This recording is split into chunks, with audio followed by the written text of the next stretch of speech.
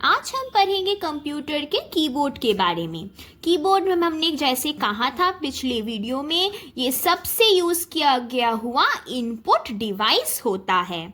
इसका साइज कितना होता है, इसका आकार, इसमें होते हैं 104 से लेकर 108 कीज, यानी 104 से लेकर 108 कुंजियां। ये दो प्रकार के होते हैं, एक होता है फंक्शन कीज और दूसरा होता है कंट्रोल कीज। तो types of keys on the keyboard दो प्रकार के, एक है फंक्शन कीज और दूसरा है कंट्रोल कीज। अब हम पढ़ेंगे फंक्शन कीज के बारे में, यानी फंक्शन कुंजियां। फंक्शन कुंजियां कितने होते हैं? 12 कीज, 12 होते हैं, F1 से लेकर F12 तक। अगर आप अपने कीबोर्ड को देखेंगे वहाँ पे आपको मिलेगा F1 से लेकर F12 तक। उन सभी को हम कहते हैं function keys. Top of the keyboard, keyboard के ऊपर में ये मिलता है। परफॉर्म शॉर्टकट फंक्शंस, इसका कार्य क्या है? शॉर्टकट फंक्शंस को करना, निपटना। अब हम पढ़ेंगे F1 से लेकर F12 तक शॉर्टकट क्या क्या होते हैं। F1 हेल्प विंडो, F1 दबाएंगे तो हेल्प बटन खुलेगा, help window. F2 rename file, अगर आप कोई फाइल को और एक नाम देना चाहे, आप नाम बदल के कोई नया नाम देना चाहे, तब आप F2 का इस्तेमाल करेंगे। F3 सर्च, अगर आपको कुछ सर्च करना हो, ये सर्च बटन का काम करता है। F4 क्लोज विंडो, यानी विंडोज को ये बंद करेगा। F5 रिफ्रेश करेगा। F6 हाइपरलिंक करेगा। हाइपरलिंक मतलब अगर आप कभी भी गूगल में कुछ सर्च कर रहे हो, देखिएगा जो ब्लू में आता है, जो लिखा हुआ होता है ब्लू में कोई भी शब्द, अगर आप उसमें दबाएं तो वो और एक पेज में खुल जाता है, उसे हम कहते हैं हाइपरलिंक। जब आप कोई भी चीज़ किसी और चीज़ के साथ लिंक करें, जोड़े, तो हम उसे कहते हैं हाइपरलिंक। जैसे कि सोचिए आपने विकिपीडिया खोला और उसमें लिखा हुआ है कि F6 बटन represents hyperlink, और hyperlink का शब्द ब्लू में लिखा हुआ है, तो आपने जब hyperlink शब्द को प्रेस किया तो वो और एक विकिपीडिया पेज खोल देगा जिसमें hyperlink के बारे में लिखा हुआ है। तो ये जो पेजेस को लिंक करता है उसी को हम कहते हैं हाइपरलिंक। तो F6 दबाने से आप किसी भी चीज़ में हाइपरलिंक कर सकते हैं। F7 क्या करता है? स्पेलिंग एंड ग्रामर चेक, आपका व्याकरण या फिर आपका स्पेलिंग, ये सब को वो जांचता है। F8 क्या करता है? बूटिंग। F8 बूटिंग, बूटिंग यानी बूटिंग सेटअप। बूटिंग हमें पता है क्या है, जब कंप्यूटर को हम पहली बार स्टार्ट करते हैं उसे हम कहते हैं बूटिंग। बूटिंग का सेटअप करने के लिए हम F8 का इस्तेमाल करते हैं। F9 किसके लिए यूज़ करते हैं? अपडेट टेक्स्ट या ओपन प्रेजेंटेशन, फिर कैलकुलेशंस के लिए भी यूज़ करते हैं। ये डिपेंड करता है कि आप कब इसे यूज़ कर रहे हो। अगर आप पावर पॉइंट यूज़ कर रहे हैं तब F9 दबाएंगे तो वो कोई भी प्रेजेंटेशन खोल देगा।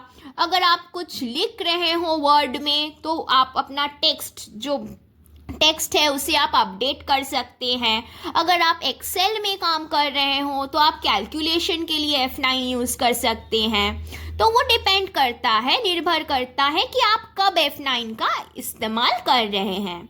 फिर F10 एक्टिवेट मेनू बार। मेनू बार में अगर अभी हम लोग बाद में बहुत अच्छे से पढ़ेंगे मेनू बार में क्या होता है, जिसमें हम अगर आप कभी माइक्रोसॉफ्ट वर्ड खोले तो आप देखेंगे ऊपर में लिखा हुआ रहता है होम, इंसर्ट, विंडोज़, ये सारे जहाँ रहते हैं, फाइल, इसे हम कहते हैं मेनू बार। तो मेनू बार में जाने के लिए आप F10 का इस्तेमाल कर सकते हैं।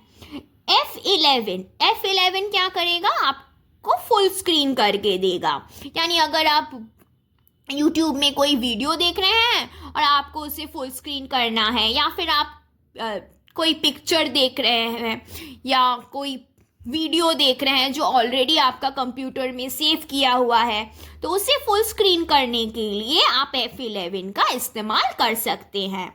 और लास्ट में आता है F12 यानी सेव एज।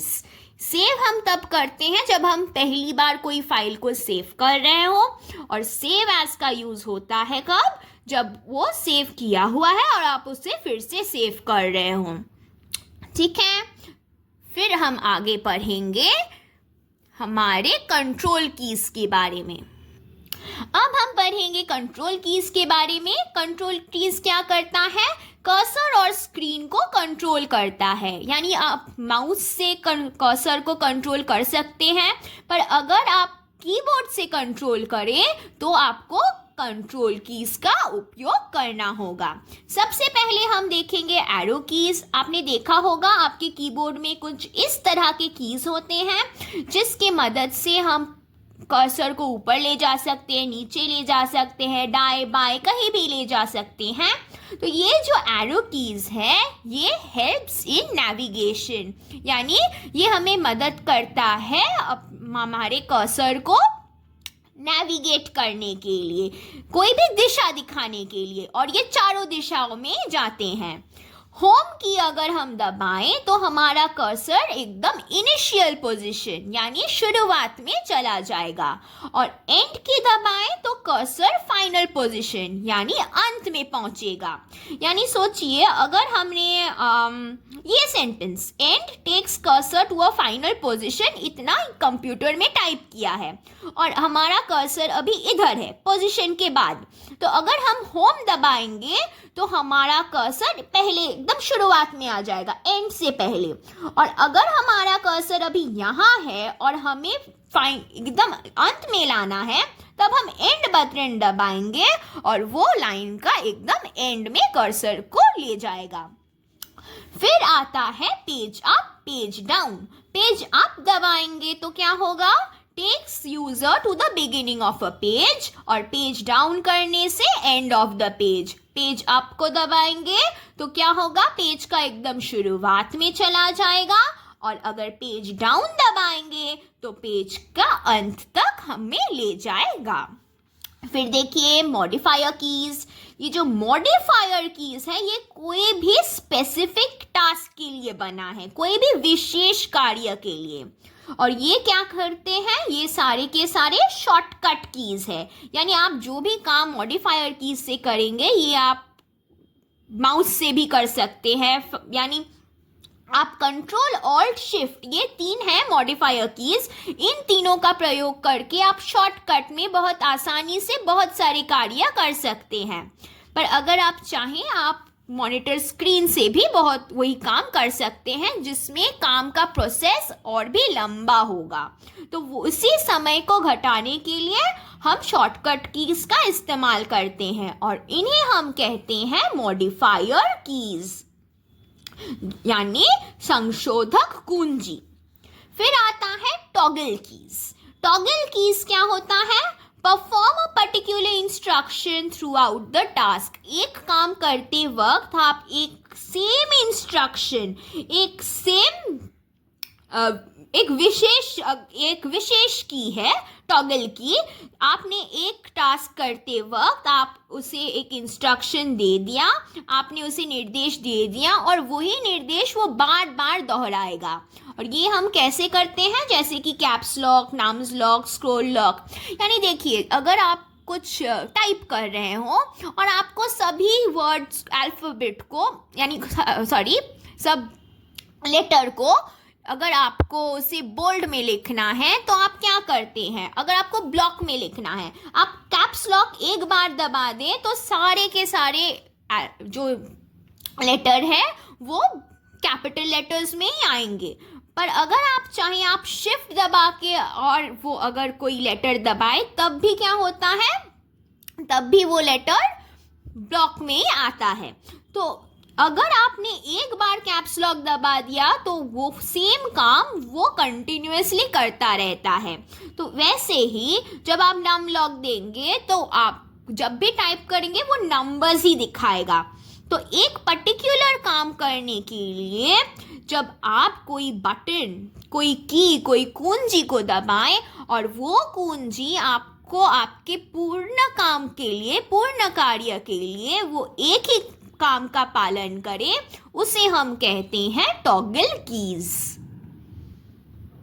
फिर आता है स्पेस बार। इसमें से क्वेश्चन यही आता है कि कीबोर्ड का सबसे लंबा कुंजी कौन सा है? वो है स्पेस बार। और वो कितना लंबा है? वो है 0.1 इंच। फिर आता है टैब की। टैब की दबाने हम कब यूज करते हैं? जब कोई पैराग्राफ लिखते हैं। पैराग्राफ का शुरुआत में हम इसे यूज करते हैं। और ये जो टैब की है वो क्या है? वो 0.5 इंच का होता है, यानी एक टैब 5 स्पेस के बराबर होता है। यानी हम आप देखेंगे जब आप कोई स्टोरी बुक पढ़ रहे हो, तो जब आप कोई पैराग्राफ पढ़ रहे हो, देखिएगा पहले थोड़ा सा जगह छोड़ दिया जाता है। जैसे कि हम जब स्कूल में लिखते हैं, हमें भी कहा जाता है 3 फिंगर स्पेस छोड़ के फिर आप लिखना शुरू कीजिए। जब आप चिट्ठी लिखते हैं, पत्र लिखते हैं, वैसे हम करते हैं। तो जब हम टैब की प्रेस करें, एक बार टैब की प्रेस करने से ही वो 6 स्पेस ले लेता है। तो ये भी बन गया हमारा एक टॉगल की। देखिए हमने एक बार प्रेस किया और उसने क्या किया? 5 बार स्पेस बार का काम कर दिया। इसीलिए टैब जो है हम कह सकते हैं 1 tab is equal to 5 space, या फिर एक स्पेस 1/5 टैब के बराबर होता है।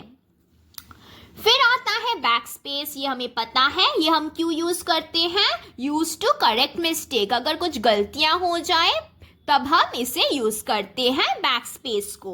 और डिलीट की हम कब यूज करते हैं? जब बहुत सारी चीजें हमें एक साथ में डिलीट करना हो, हटाना हो, तो हम उसे डिलीट की से उसे रिमूव करते हैं या हटाते हैं। Remove selected text of file. कोई भी फाइल, फोल्डर या फिर कोई भी टेक्स्ट अगर हटाना हो तो हम उन्हें चुन लेते हैं और डिलीट की प्रेस करते हैं। फिर यस प्रेस करने के बाद वो रिसाइकिल बिन में चला जाता है। फिर आता है एंटर की। हम एंटर की कब यूज करते हैं?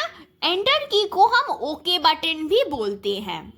और ये क्या करता है? परफॉर्म्स इंस्ट्रक्शन और नेक्स्ट लाइन। एंटर दबाने से आपका कर्सर नेक्स्ट लाइन में भी जा सकता है। और एंटर की हम कब यूज करते हैं? कोई जब हम चाहें, हम जो निर्देश कंप्यूटर को दे रहे हैं, हम जब उससे सहमत हो और उससे चाहते हैं कि कंप्यूटर उसे पालन करे, तब हम प्रेस करते हैं एंटर की। यानी यस बटन के जगह हम यूज करते हैं एंटर की।